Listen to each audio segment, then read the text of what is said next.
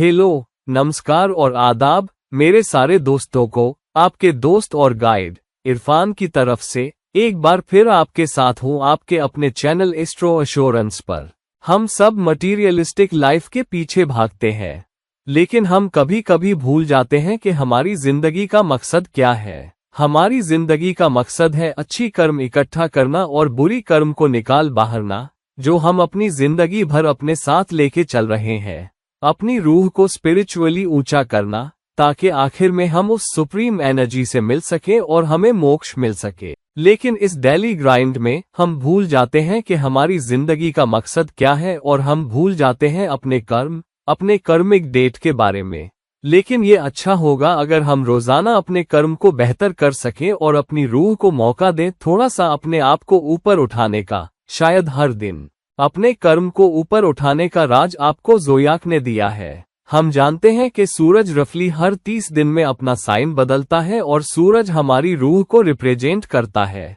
हम ये भी जानते हैं कि सबसे छोटा ट्रांजिट किसी ग्रह का चांद का होता है, जो हर कुछ दिनों में अपना साइन बदलता है। चांद सारे नक्षत्रों से गुजरता है या पूरे ज़ोडिएक से महीने में एक बार। लेकिन क्या ऐसा है कि सूरज के ट्रांजिट और चांद के ट्रांजिट में कोई कनेक्शन है? अगर चांद हर कुछ दिनों में दूसरे साइन में ट्रांजिट करता है, तो क्या इसे किसी तरह सूरज के ट्रांजिट से जोड़ा जा सकता है?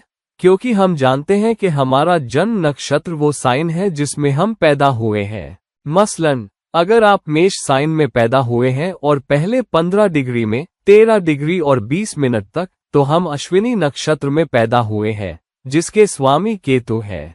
और अगर आप 13 और 26 डिग्री के बीच पैदा हुए हैं, तो हम भरणी नक्षत्र में पैदा हुए हैं, जिसके स्वामी शुक्र है। तो चांद का नक्षत्र बहुत इम्पोर्टेंट है, इसलिए चांद का ट्रांजिट बहुत इम्पोर्टेंट है। चांद हर एक दिन और कुछ घंटों में अपना नक्षत्र बदलता है, और चांद हर 2 दिन और कुछ और घंटों में अपना साइन बदलता है। इसका मतलब है कि चांद का अलग अलग नक्षत्रों में जाना हमें हर दिन अलग अलग मूड और मायने देता है। तो हम सुबह अलग मूड में हो सकते हैं, हम शाम को अलग मूड में हो सकते हैं, हम दोपहर को अलग मूड में हो सकते हैं। हम दिन भर एक ही मूड में नहीं रहते, और ये इसलिए भी है क्योंकि चांद का ट्रांजिट बहुत तेज है। ये हर घंटे कुछ डिग्री बदल रहा है, और ये हर 2 दिन, हर 1 दिन या उसके आसपास अगले नक्षत्र में चला जाता है, और ये हर 2 दिन और कुछ घंटों में साइन बदलता है। ये हमें मूड और टेम्परामेंट के अलग अलग शेड्स देने के लिए है, और उसके जरिए ये तय करना है कि मन कैसे मैनिफेस्ट करेगा, क्योंकि चांद मन है और चांद हमारी इमोशंस भी है। तो बहुत सारे बदलाव है, लेकिन क्या इसे किसी तरह रूह के ट्रांजिट से जोड़ा जा सकता है, जो सूरज का ट्रांजिट है, जो महीने में एक बार हर 30 दिन में होता है? तो जब आप कागज पर देखते हैं कि सूरज 30 दिन में एक बार ट्रांजिट करता है और चांद हर 2 दिन और कुछ घंटों में एक साइन बदलता है, तो लगता है कोई कनेक्शन नहीं है। लेकिन अगर आप गहराई से देखेंगे तो पाएंगे कि सूरज के एक साइन में ट्रांजिट करने और चांद के ट्रांजिट के बीच एक कनेक्शन है। ये हम कैसे देखते हैं? अगर आप देखें कि अगले महीने सूरज कहाँ ट्रांजिट कर रहा है, मसलन अक्टूबर में, तो लगभग 17 अक्टूबर के आसपास सूरज तुला राशि में जाएगा। उस खास पल में जब सूरज तुला में ट्रांजिट करने वाला है, उसी वक्त के आसपास अगर आप चेक करें कि चांद कहाँ ट्रांजिट कर रहा है, चांद किस साइन में ट्रांजिट कर रहा है, तो आप पाएंगे कि चांद भी तुला राशि में ट्रांजिट कर रहा है। तो अगले महीने से शुरू करके कम से कम एक कंडीशन तो है। फिर नवंबर में सूरज और चांद जिस साइन में ट्रांजिट कर रहे हैं, उसे चेक करें। तो जब भी नवंबर में सूरज ट्रांजिट कर रहा है, फिर से मेरे ख्याल से महीने की लगभग 16 या 17 तारीख को, उसी वक्त कुछ घंटों के फर्क से चेक करें कि चांद कहाँ ट्रांजिट कर रहा है। सूरज नवंबर के मध्य में वृश्चिक में ट्रांजिट करेगा, और आप पाएंगे कि चांद भी उसी दिन नवंबर के मध्य में वृश्चिक में ट्रांजिट कर रहा है। ये कुछ घंटे पहले या बाद में ट्रांजिट कर सकता है, लेकिन सूरज के ट्रांजिट के ठीक वक्त पर या कुछ घंटों के अंदर अगर आप चांद की पोजीशन देखेंगे, तो पाएंगे कि अगले महीने से चांद भी उसी साइन में है। फिर अगर आप दिसंबर में चांद का ट्रांजिट देखें, दिसंबर में सूरज का ट्रांजिट सूरज धनु में ट्रांजिट करेगा, और फिर देखें चांद कहाँ ट्रांजिट कर रहा है। आप पाएंगे कि सूरज के ट्रांजिट के कुछ घंटों के अंदर अगर आप चांद का ट्रांजिट चेक करेंगे तो आप चांद को भी धनु में पाएंगे। फिर 1 महीने बाद दोनों मकर में होंगे, 1 महीने बाद दोनों कुंभ में होंगे, 1 महीने बाद दोनों मीन में होंगे, 1 महीने बाद दोनों मेष में होंगे। ये चलता रहेगा जब तक सूरज वृष राशि में नहीं चला जाता और चांद मिथुन में नहीं चला जाता। वजह यह है कि अगले मई के बाद जब सूरज वृष में जाएगा, चांद मिथुन में जाएगा। ऐसा क्यों होता है? इसकी वजह यह है कि चांद हर महीने सूरज के मुकाबले कुछ डिग्री ज्यादा ट्रांजिट करता है। तो अगले महीने जब आप पाएंगे कि सूरज तुला में है और जब आप चांद की पोजीशन चेक करेंगे तो आप पाएंगे कि चांद भी तुला में है, बस कुछ मिनट आगे। लेकिन जब आप चेक करेंगे कि सूरज वृश्चिक में कब जाता है, उस वक्त डिग्री 0 या कुछ होगी, क्योंकि सूरज अभी अभी वृश्चिक में ट्रांजिट किया है। उस वक्त चांद की डिग्री सूरज से लगभग 8 डिग्री ज्यादा होगी, जिसका मतलब है कि चांद सूरज से थोड़ा आगे है। इससे पता चलता है कि सूरज जिस भी साइन में ट्रांजिट कर रहा है, चांद उसी साइन में जा रहा है। लेकिन सूरज चांद को बदल रहा है क्योंकि चांद थोड़ा और तेज लगता है। और इसे एक श्लोका भी सपोर्ट करता है जो कहता है, जिधर तेरा मन जाता है उधर तेरी रूह जाती है। तेरी रूह, तेरा आत्मा तेरे मति के पीछे चलेगा, आत्मा मन के पीछे चलेगा, मनस के। तो इसका मतलब है कि सूरज के ट्रांजिट और चांद के ट्रांजिट के बीच एक मजबूत कनेक्शन है। रूह मन के पीछे भाग रही है। रूह मन के पीछे क्यों भाग रही है? क्योंकि श्लोका कहता है कि हमें ऐसे प्रोग्राम किया गया है कि मन हावी हो जाता है और हम रूह के सफर को भूल जाते हैं। ये चुनौती हमें दी गई है और यही इसे और मजेदार भी बनाता है, क्योंकि अगर ऐसा ना होता कि रूह मन के पीछे भाग रही है और उल्टा भी, अगर मन के लिए हमेशा रूह के सफर से जुड़े रहना बहुत आसान होता तो रूह का सफर आसान होता। इसे रूह के सफर के लिए और हमारे लिए उन सारे तजुर्बात को इकट्ठा करने के लिए और मुश्किल बनाया गया है जिन्हें हम यहाँ अनुभव करने आए हैं। और इन सब तरह की स्थितियों और रिश्तों को अनुभव करने के जरिए हम रूह को ऊपर उठाते हैं और हम अपना कर्मिक कर्ज भी उतारते हैं और अच्छा कर्म जोड़ते हैं।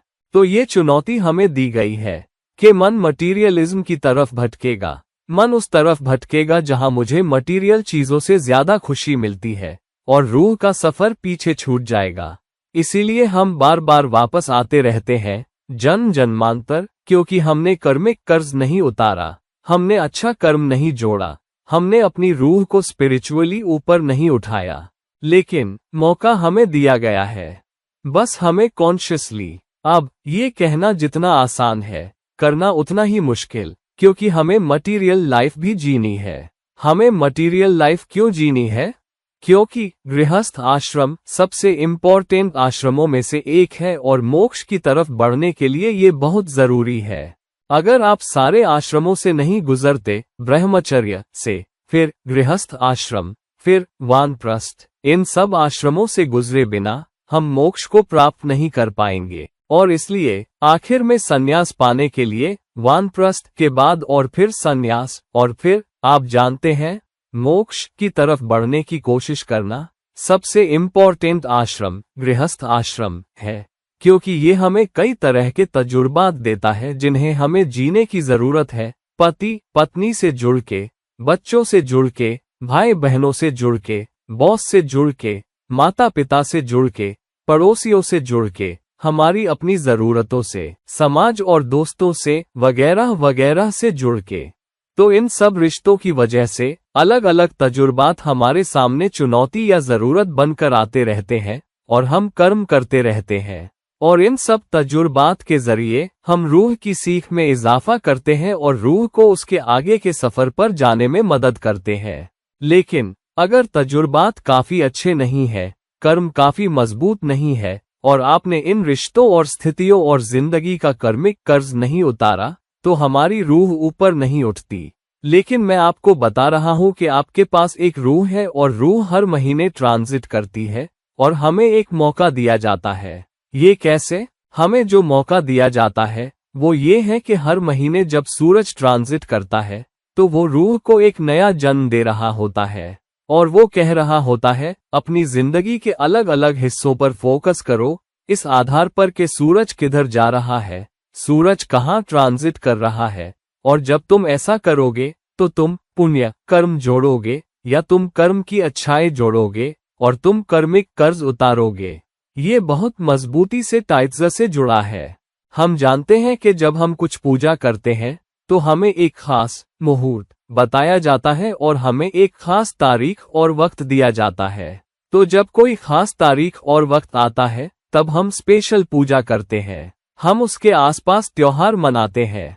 चाहे आप क्रिसमस देखें या आप देखें मुसलमान ईद मना रहे हैं या 5 वक्त की नमाज जो मुसलमान दिन में पढ़ते हैं, एक खास वक्त होता है जब आप नमाज पढ़ते हैं और वो आपको सबसे अच्छी नेकी देती है। यही बात पूजा के साथ है, यही बात यज्ञ के साथ है, यही बात जिंदगी के सारे मुहूर्तों के साथ है।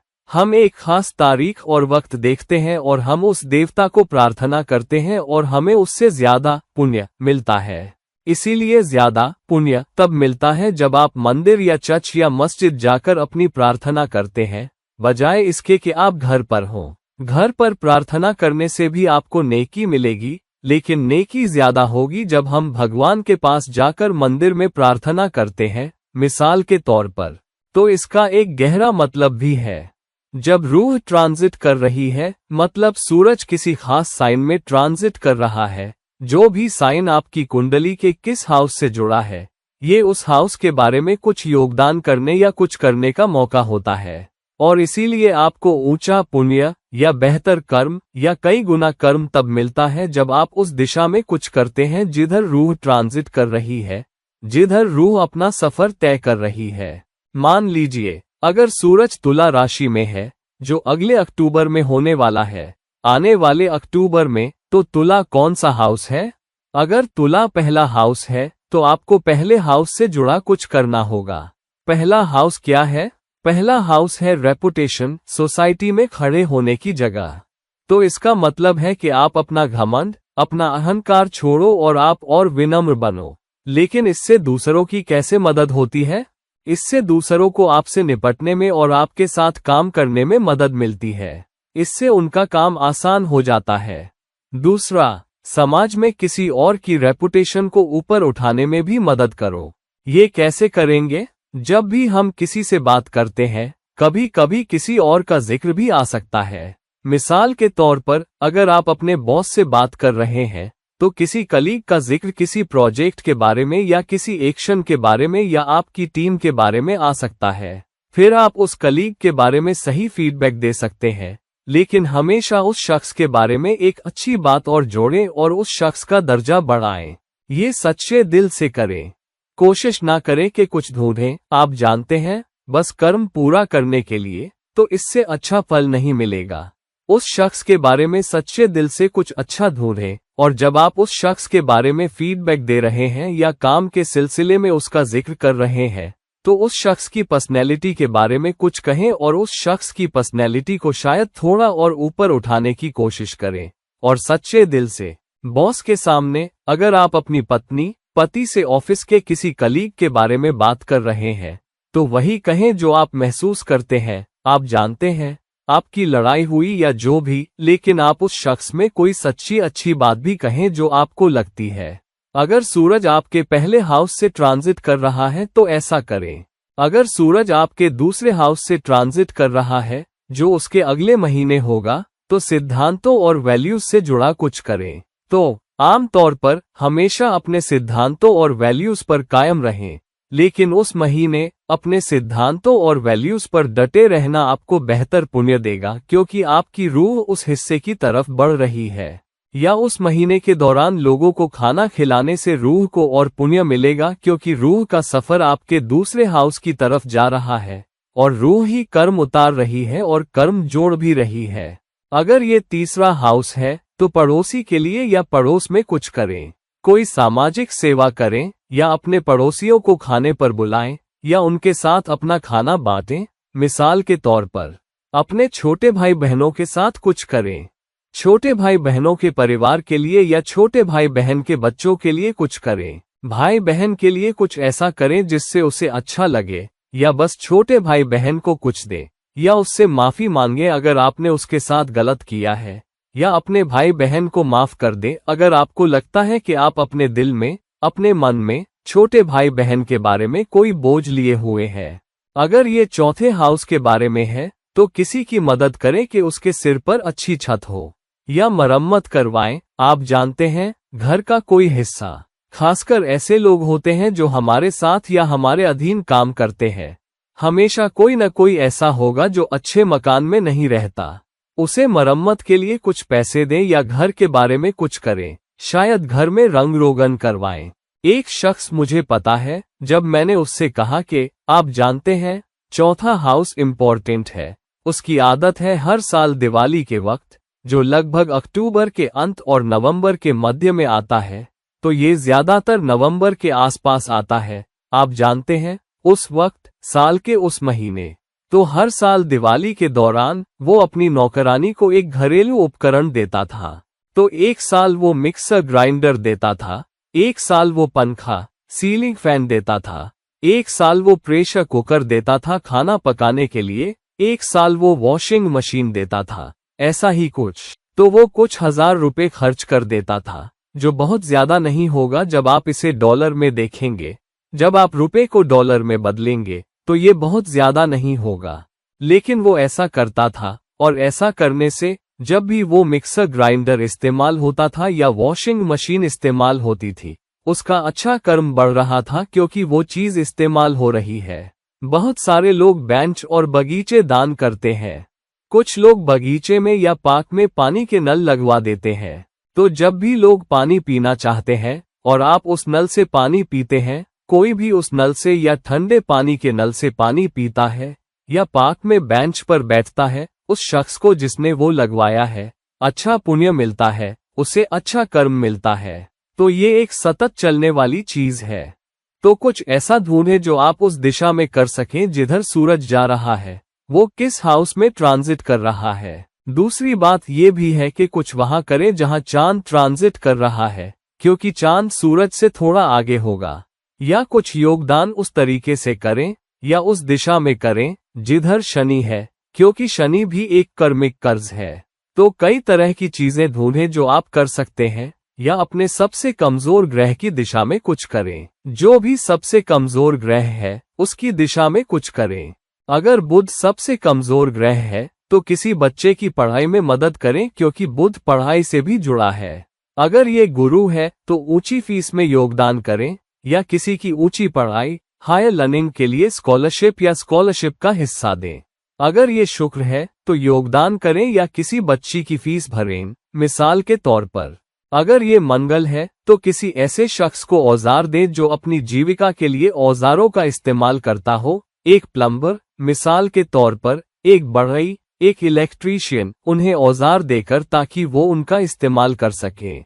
तो जब भी वो औजार इस्तेमाल करे, आप अच्छा कर्म जोड़ रहे हैं।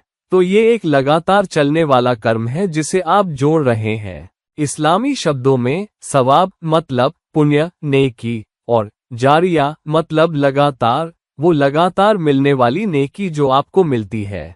आप अपने तरीके ढूंढ सकते हैं और तय कर सकते हैं कि आप ऐसी गतिविधियों के जरिए लगातार अच्छा कर्म कैसे जोड़ना चाहते हैं।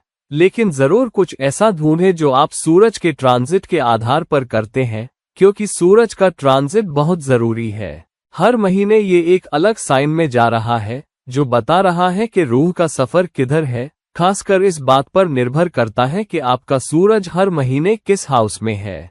तो कुछ नया ढूंढें। रूह आपसे कह रही है, मैं तुम्हें मौका दे रही हूँ इस महीने उस एरिया में कुछ नया करने या अच्छा कर्म करने का।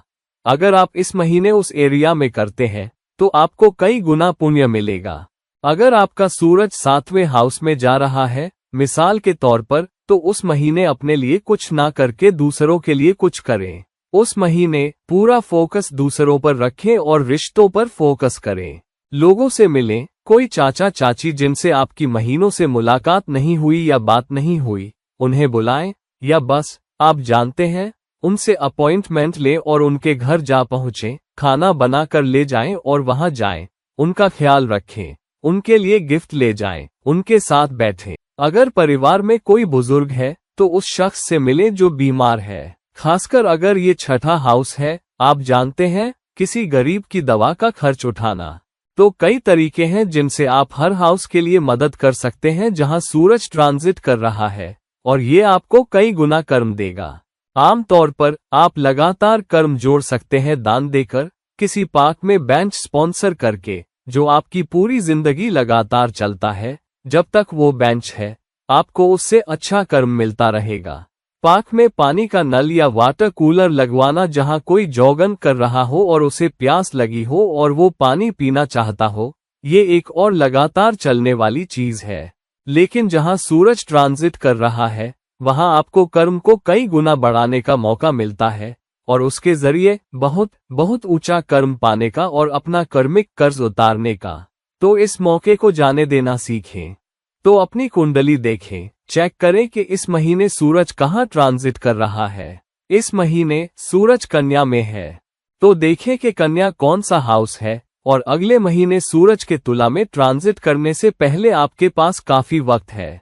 तो इस मौके का इस्तेमाल करें और अच्छा पुण्य, अच्छा कर्म और कई गुना अच्छा कर्म जोड़ें, उस हाउस की दिशा में काम करके।